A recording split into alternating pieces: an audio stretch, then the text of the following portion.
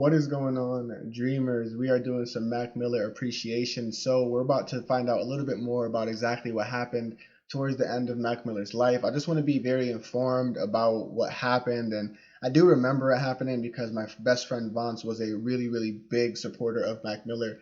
And around the time that he passed, he was just telling me about his influence and exactly how big he was. I hadn't really known much about him, and I started listening to his music really close to the end of his life. So I do kind of regret that, but we're going to be checking out SunnyV2, our dear friend, and the final 61.5 hours of Mac Miller, where he goes in depth about the last couple of days of Mac Miller's life. Before we jump into the reaction, though, please be sure to leave a like on the video. Comment down below if you have any insight to share, or if you'd like to recommend any of Mac Miller's songs for us to react to.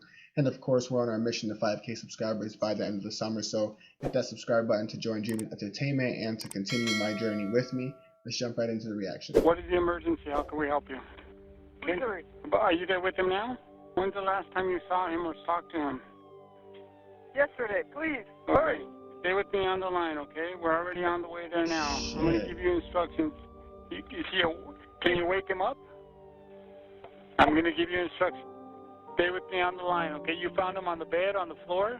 Okay, listen so I can help you. The only way we're going to help your friend is if you follow my... Hello, sir? Hello? What in the world is that? That was the actual audio recording? Why wasn't, I mean, I don't want to be speculative or anything, but I feel like his assistant, maybe he just knew it was over, but he could have tried to be a little bit more proactive there. I know in moments like those, shock sort of takes over, so maybe it's, my bad for trying to say he should have done more. But at exactly 11:07 p.m. on the 4th of September 2018, 2.5 days or 61.5 hours prior to his death, Mac Miller began a text exchange between himself and his dealer Cameron Pettit, setting into motion the deal which would, unbeknownst to both of them at the time, eventually result in Mac Miller's death. Yo, what's up? Did you hear back about Addy? Nah, I couldn't find any. All good. You don't have any lean, do you? Perks? I got some dilaudid 2s, but that's about it. I could get yellows and blues though. Blues as far as perks? Yeah, 30s. When can you get them? Probably in an hour or two. They're 30 each. Any chance I could get 10 of those, 10 bars and a ball? Yeah, for sure. I'll get back when I'm about to pick them up. For sure. Could you actually drop them? God damn. So he said he'd get him some perk 30s. He said they're 30 each, meaning they're probably, they're $30 each. Any chance I could get 10 of those? That's $300 right there. 10 bars. 10. I don't know what kind of bars. Maybe he's talking about like cocaine. No, Xanax bars, probably Xannies, and a ball, like an 8-ball of coke. Yeah, for sure. Jesus Christ, dude. I mean, that's a lot of drugs, bro. That's not a small amount. And those 10 bars and a ball? Yeah, for sure. I'll get back when I'm about to pick them up. For sure. Could you actually drop them at the studio? Yeah, where at? I'm at Conway. Let me send you the address. 655 North Street, Andrews Place. KK. Is that far from you? Not too far. I can make it. Okay, word. Let me know when you're on the way. Okay, I will. What time you thinking? Probably 1. That's for the blues too? Could you come through with the other earlier? Yeah, that's for all of it. I'm gonna pick them up right now. Actually, I can wait, lol. Beautiful. Okay, sweet. So, I mean, not to try to like psychoanalyze anything, but you can even see there, like, he's saying like, I don't know what time these were sent. Maybe he said it earlier what time it was, but he said, I could probably be there for 1. And he's like, maybe you can get me the other stuff earlier and then come back with the blues. Like, he's just really trying to get that fix, man. You could tell he was still deep into the addiction, unfortunately. That's getting tragic, man. No. Why? Actually, I can wait, lol. Beautiful. Okay, sweet. Why? Mac Miller and Cameron Pettit agreed to meet at a Hollywood recording studio with the time set for 1 a.m. However, Cameron Pettit failed to show up at the specified time. After Cameron Pettit's no-show, Mac Miller would text "yo yo," then 8 minutes later, "where you at?" then another text message containing only a question mark, which once again received no response from Cameron Pettit. For this reason, approximately 16 minutes later at 1:12 a.m., Mac Miller would then text Mia Johansson, a friend of Cameron Pettit, exchanging the following messages. Cam is supposed to be pulling up and he ain't answering. I don't know, hon. Is there anybody else with the stuff? I can send some with a girl, lol. I need a few things. I have everything, lol. Snow bars and blue perks? I have it all. Do you have the lean too? No lean, lol, but Adderall too. I have Oxy. Perks? I have Norco. What milligram on Oxy and Norco? 30 milligrams Oxy and That's just a bit sketchy. I don't like how like optimistic she is, and like you know what I'm saying. Like she's like, oh yeah, I have no idea where your actual dealer is, but I have everything. Like that's mad weird. I don't And like 10 that. milligrams Norco. So the oxy a little? Yes, little blue pill. Can I get 5 of those, 5 bars and a G of snow? Yes, 30 That's interesting. He chose a lower amount now. Before he was saying he needed 10. He said he needed 10 of the, maybe it's different because it's oxy now. He was saying he needed 10 bars energy, or an 8 ball actually is what he asked for, I believe, with, what is it, Pettit? I'm sorry for like jumping around. Mac Miller would text. But yeah, that's really weird to me. 10 milligrams. I'll give you the gram for free if you book a girl. What about 2 Gs? Deal. What girls is available? Carla is ready. So what would my total be? Send me a picture of the oxy though. How long would all of this take to arrive? 30 minutes. I'm at 655 St Andrews. With girl. What's the total of everything else? 5 oxy, $150. $30 each. 5 bars, $25. $5 each. 5 Norco, $50. $10 each. 10 Addy, $100. $10 each. 2 grams free, girl, $700.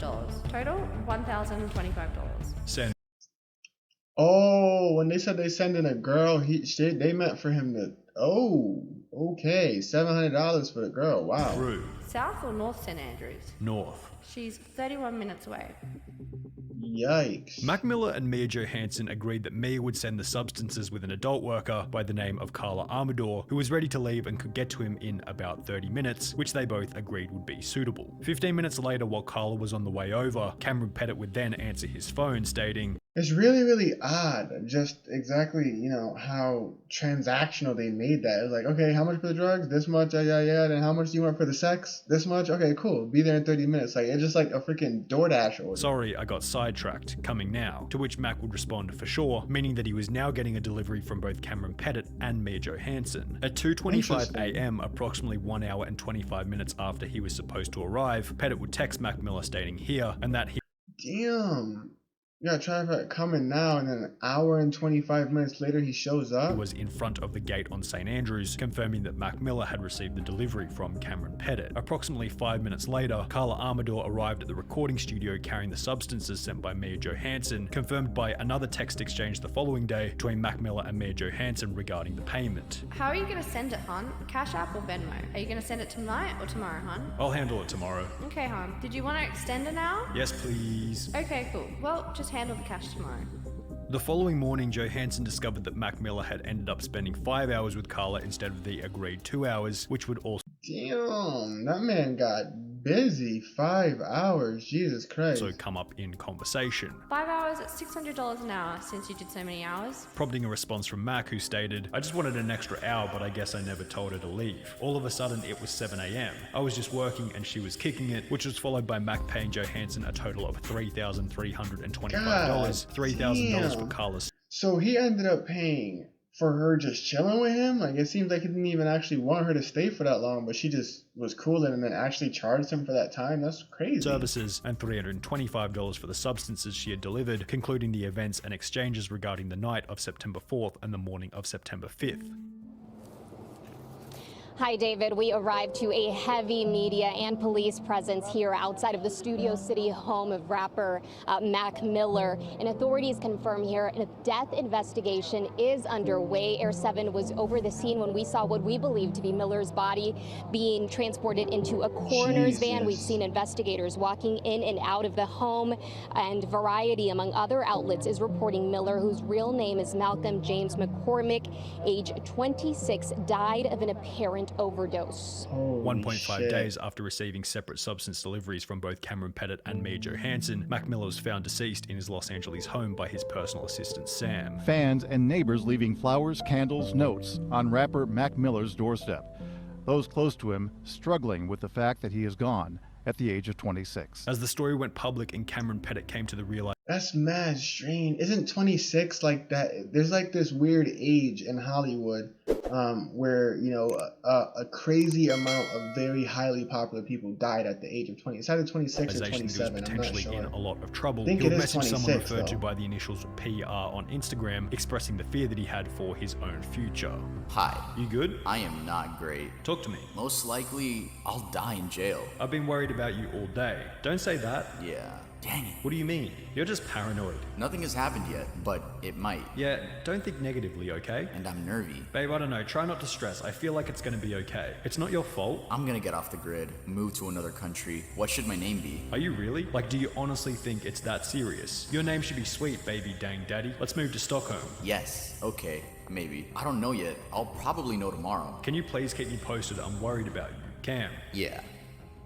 Seemingly in a state of panic, Cameron Pettit would then message another user referred to by the initials AG, asking if he should post a screenshot of his text message exchange between him and Mac Miller, however concluded that he should probably not post anything just to be smart. However, So like he felt like everything was his fault, so he was gonna start posting things just to cover it, like not cover it up, but to show that everything was like consensual, I guess. after only a week, on the 15th of September 2018, Cameron Pettit would post a photo of himself on Instagram wearing a big old smile on his face as if nothing had ever happened. However, Pettit wouldn't be smiling for long. Authorities came to realize that Mia Johansson, Carla Amador, and Cameron Pettit were all involved to some extent, but the tricky part was figuring out who actually sold the substances that eventually led to Mac Miller's OD. On the day of Mac's death, police would find a total of 40 pills in the pocket of a coat jacket that had been hanging in his bathroom closet. 6 of these were blue circular pills imprinted with a V on one side and 48/12 on the other side. These were supposed to be prescription oxycodone pills. However, after being tested, they were found to be counterfeit and instead contained What the?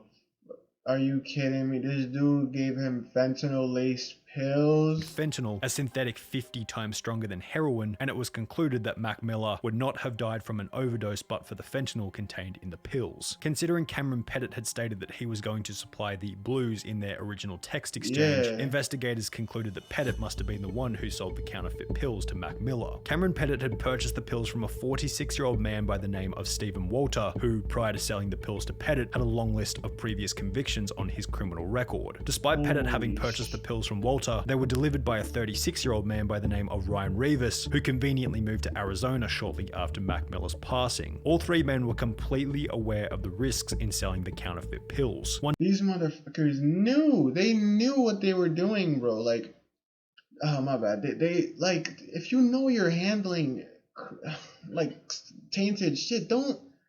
Oh my god. Text message exchanged by Ryan Rivas read, "People have been dying from fake blues left and right. You better believe law enforcement is using informants and undercover to buy them on the street so they can start putting people in prison for life for selling fake pills." However, this didn't stop any of them from carrying on with the dealing. Less than a month after Cameron Pettit had sold the fatal counterfeit pills to Mac Miller, which he knew resulted in his death, he would buy another batch from his dealer Stephen Walter, continuing to sell them to the public while being fully aware that they would likely result in yet another death.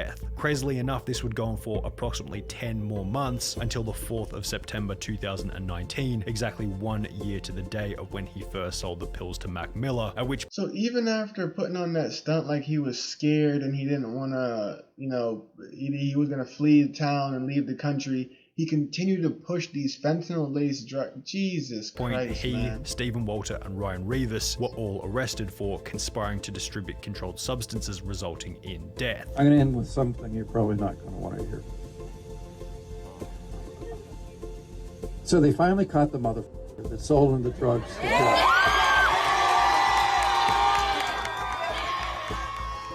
In response to the 3 dealers, United States Attorney Nick Hanna would state, "These defendants allegedly continued to sell narcotics after Mr. McCormick's death with full knowledge of the risks their products pose to human life. We will continue to aggressively target drug dealers responsible for the spread of this dangerous chemical." The 3 men sat in prison for 2 years between September 4th, 2019 and October 27th, 2021, just a few weeks ago depending on when you're watching this, at which point Stephen Walter would be sentenced to 17 years in prison for supplying the counterfeit pills to Cameron Pettit. Both Ryan Rivas and Cameron Pettit are yet to be sentenced. However, they both go to trial in March 2022. I'm glad that fucking asshole got sentenced to 17 years to continuously and knowingly continue to push these drugs that you know can end people's lives, bro. Fuck you, bro. Honestly, you deserve to be buried under the church, especially for taking Mac Miller away from the world. I mean, come on, dude. Like, regardless, I mean, wow, thank you SunnyV2 for providing all that information and putting that video together, man. I recently reacted to The Best Day Ever by Mac Miller, and that's what prompted me to sort of watch this informational video on his last few hours, his last few days, because I didn't get into knowing Mac Miller or listening to his music until the last year or so of his musical career. And so it's really enlightening for me to find out about what happened and how things really came to an end. But this is really like fucking messed up my day. I didn't know that it was this deep. I'm glad they found the guys, and to those pieces of shit, you guys deserve to rot. I'm not gonna do any like promotions for the channel or anything. So thank you guys for watching. Until next time, and until the next video, Dreamers.